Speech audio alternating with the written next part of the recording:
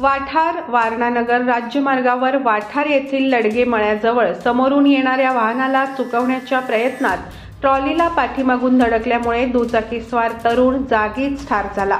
सुनील शामराव जाधव वय वर्ष 27 राहणार चांदोली वसाहत काखे तालुका पन्हाळा असे मृत तरुणाचे नाव आहे।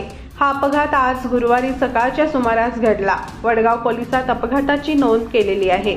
याबाबत घटनास्थळावरून व पोलिसांकडून मिळालेली माहिती अशी की काखे तालुका पन्हाळा येथील सुनील जाधव हा वाठार भादोले रोडवरील एका कारखान्यात नोकरीवर होता। सकाळी नेहमीप्रमाणे कामावर जात असताना वाठार जवळून समोरून येणारे वाहन चुकवण्याच्या प्रयत्नात त्याचा दुचाकीवरील ताबा सुटला। तो पुढे जात असलेल्या ट्रॅक्टर क्रमांक MH09SQ 4574 च्या उसाच्या रिकाम्या ट्रॉलीवर जाऊन आदळला।